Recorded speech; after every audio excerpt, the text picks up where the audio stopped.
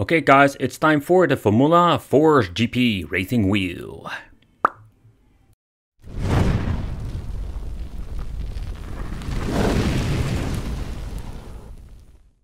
Hey guys, welcome back to the channel. It's time for a new racing wheel, but this time I found one really cheap.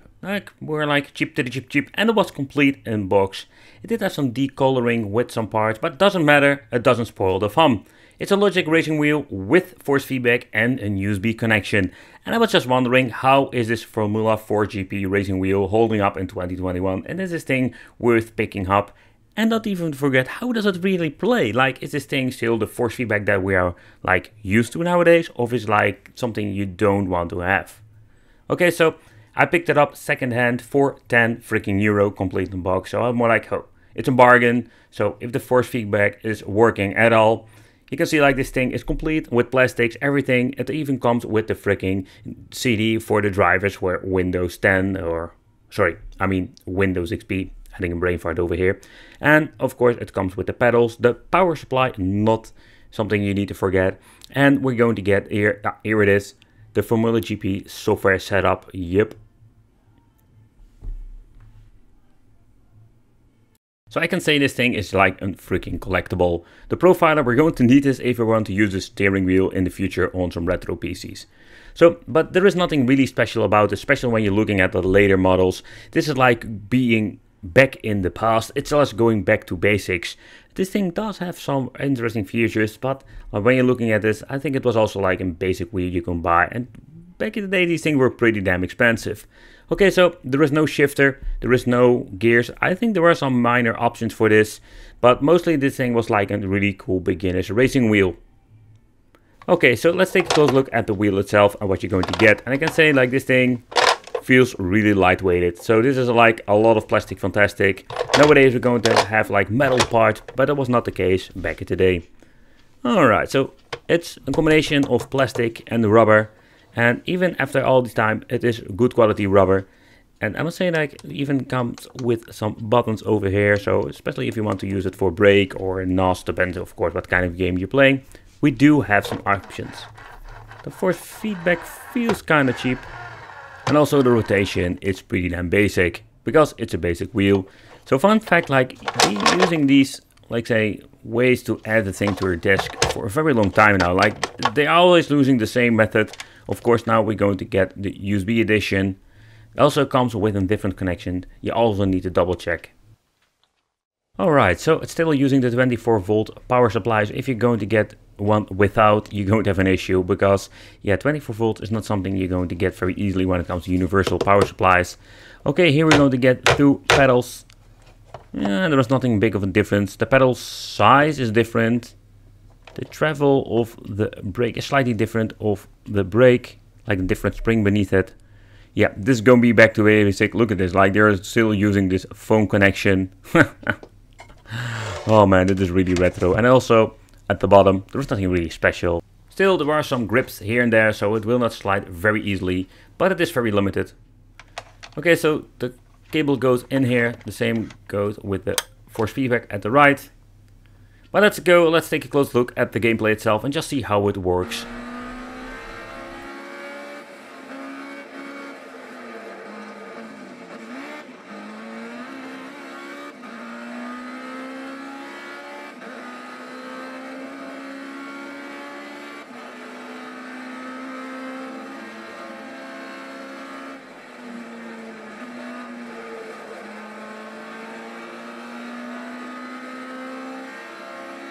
Okay, so the first thing that I'm noticing with playing on a cheaper racing wheel, still the force feedback is noticeable, especially when you're using a game like Project Cars.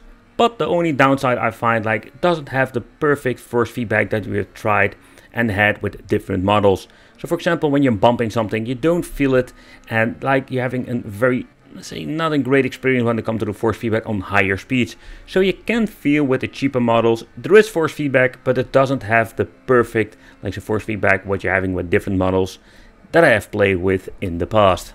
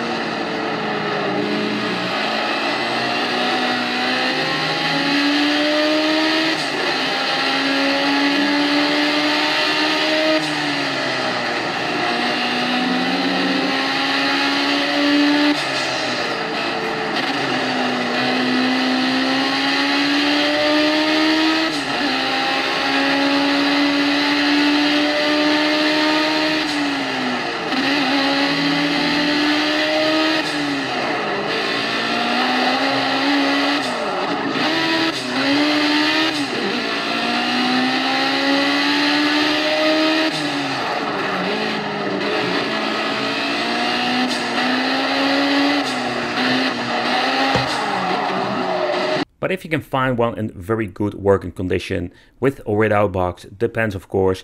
But the thing is, like, I find it a really cool racing wheel even in 2021. But if you want to get into racing and you just want to have like a better force feedback experience, you need to get yourself a better one, because this force feedback experience is not what I'm used to anymore. I want to thank you for watching. Consider subscribing, hit that little bell, become one of the Wicked family. It would be great to have you here, and I will see you in the next video.